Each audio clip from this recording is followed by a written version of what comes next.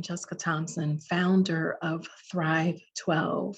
We are going through rebranding. We are known as, we were formerly known as Paper Birch, and we are now transitioning to Thrive 12. And I will be releasing a video that will explain the company's new missions, new goals, and our aspirations to help education and to assist educators around the world.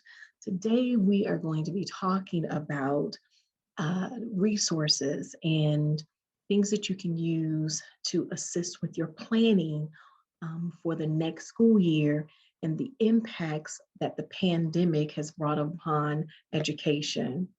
And we are going to be just talking about the impact. I want to show you a few sites and tools that you can use.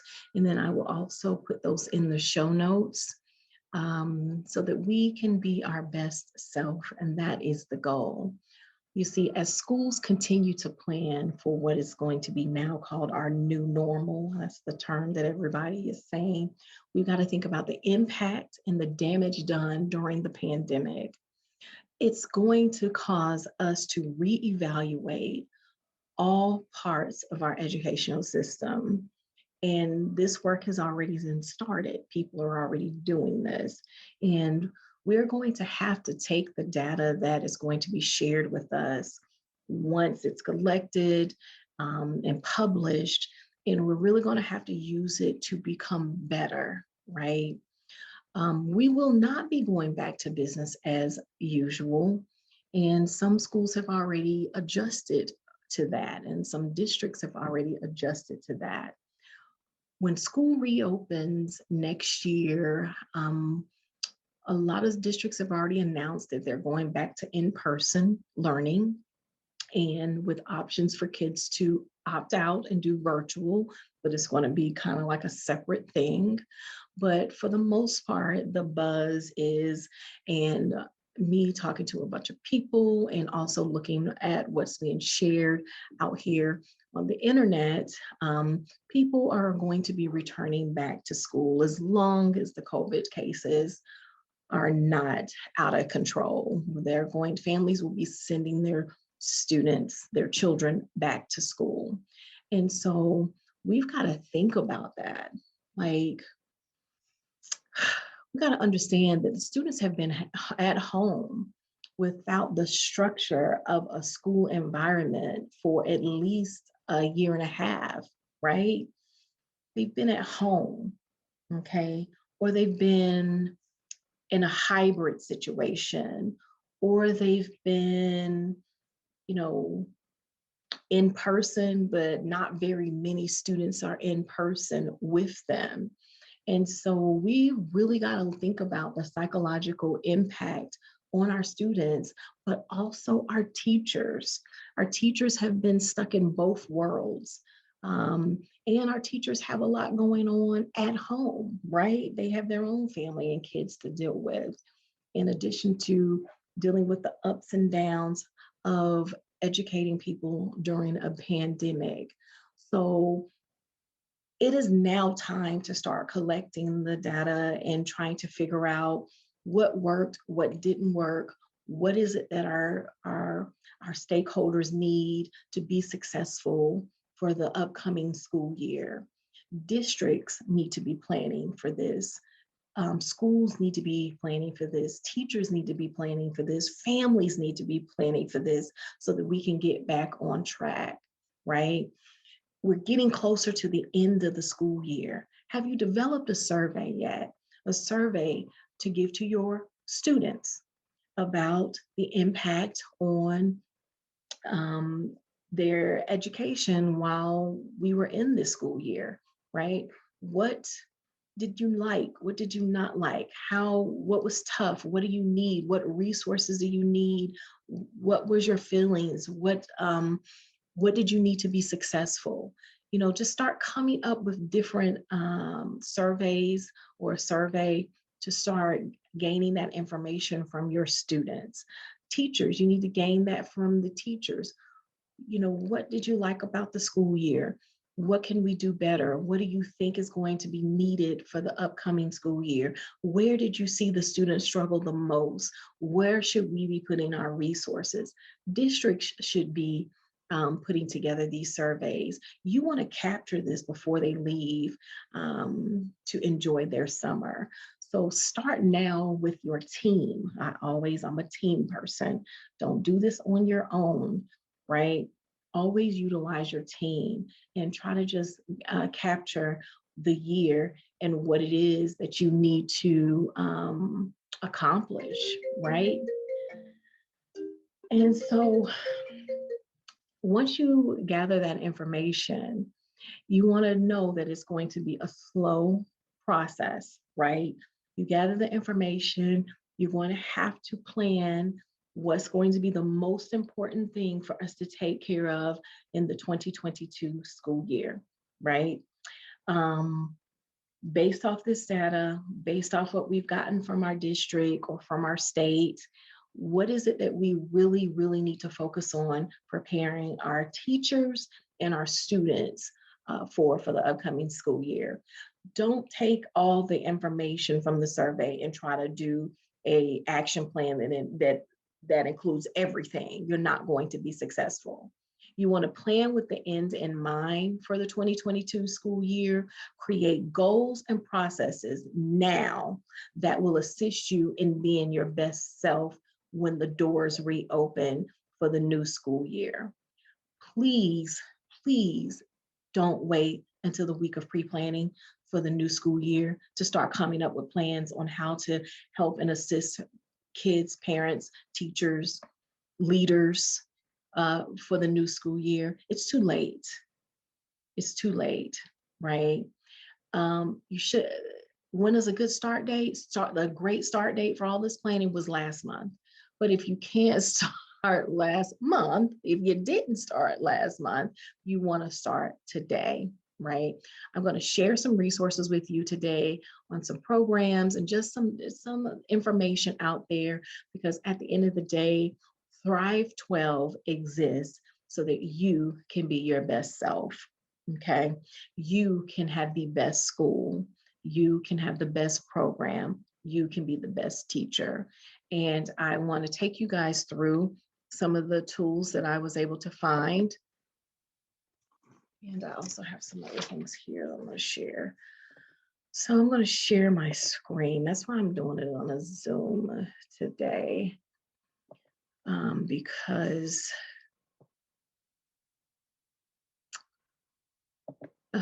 so here we're going to start here. All right, so we're going to start here.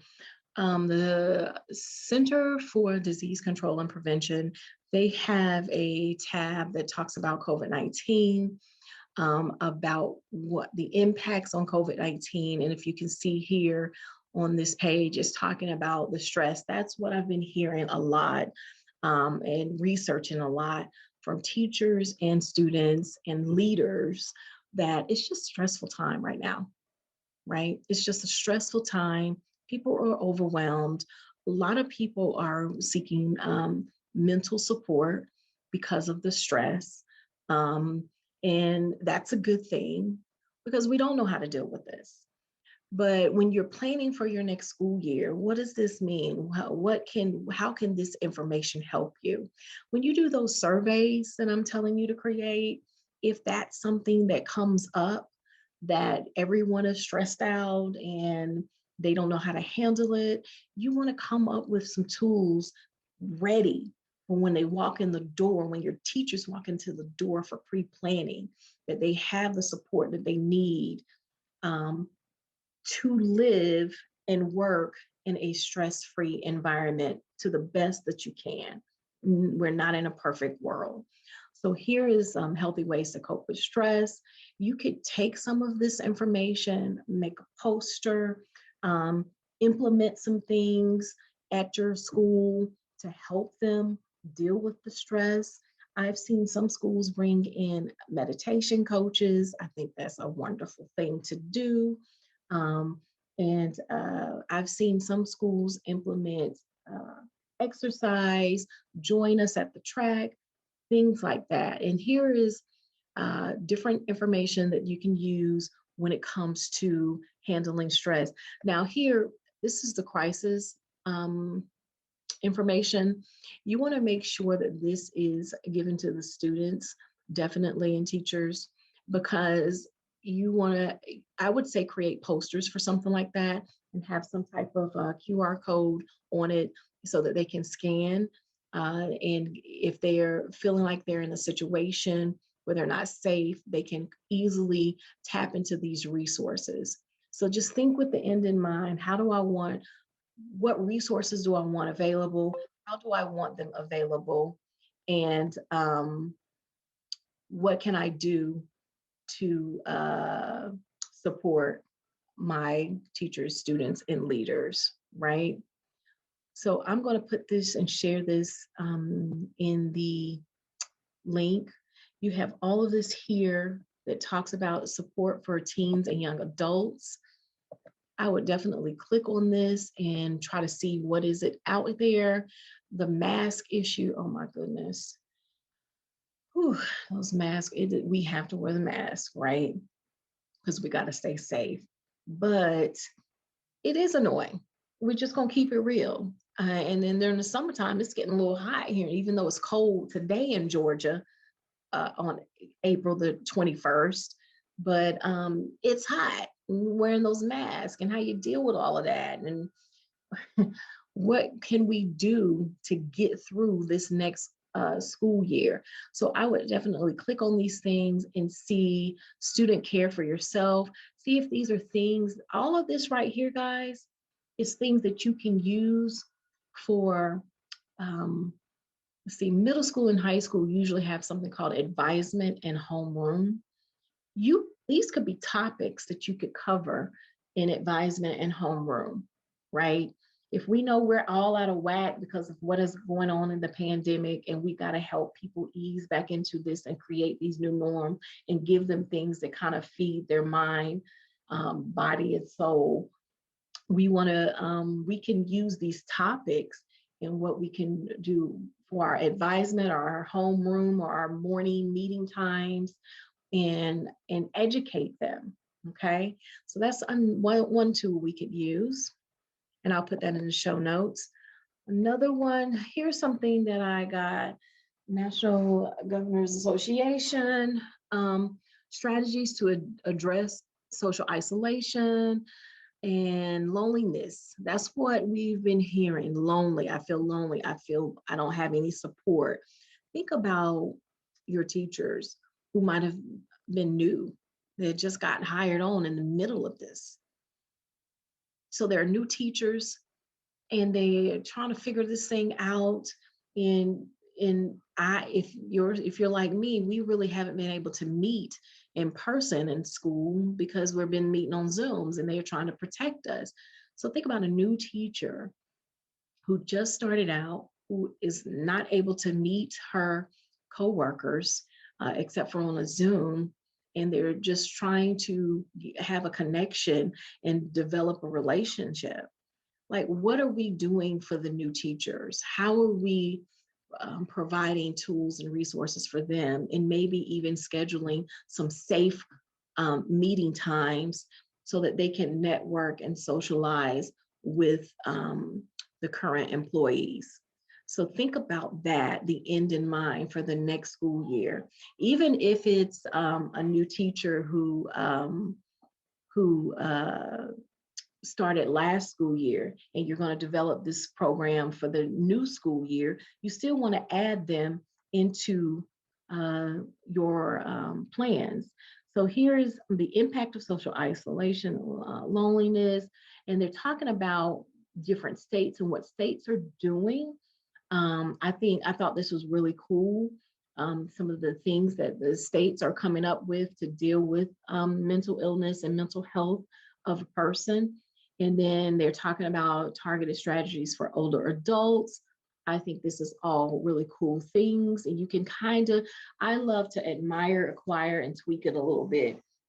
if I read through this and I see that it's something that we could possibly do, or if I'm a district leader and I think and I see something here that we could possibly implement, then I would definitely admire it, acquire it, and then tweak it a little bit, right? And have it fit for our needs. So definitely take a look at this site. It's providing you with some information. This memo is outstanding. It's giving us a lot of data on what's going on with COVID-19 and social isolation. It's more in depth. So you want to definitely take a look at that. I hope that you guys could see that. Could you? Yeah. All right, the next thing I wanted to show, addressing social isolation and loneliness around the world, right? If you have not checked out the YouTube show I did maybe two weeks ago, it was Spain versus the US. What's going on over there with the pandemic compared to what we've got going on here with the pandemic? And so think about we want to plan with the end in mind. Tailored programs to people's needs. That's what you've got to do now when you're collecting this information, when you're researching. I'm sure your district has been collecting information on the impact. What is it that teachers need? What is it that students need? Now, how am I going to build programs to help them? Addressing gaps in evidence. What is that, and how are you going to deal with that with your district? What were some of the gaps that you guys had to really key in on?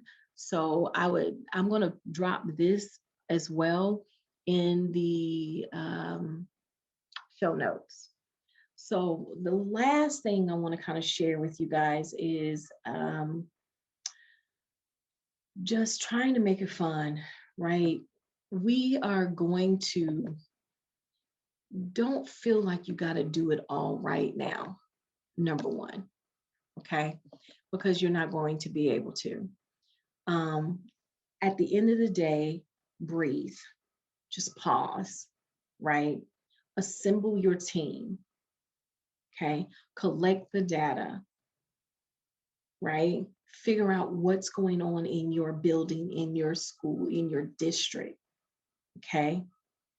And then evaluate those needs and rank them.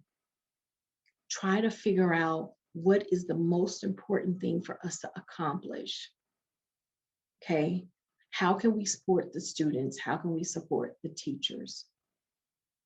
Okay, and with your team, develop a plan. You done hire some smart people on your team, right? It's time to use them. It's time to put them in the room, and it's time to, with your mask on, put them in the room with the mask on and the social distance. And it's time to figure out how to make a big impact and get a head start on this new school year.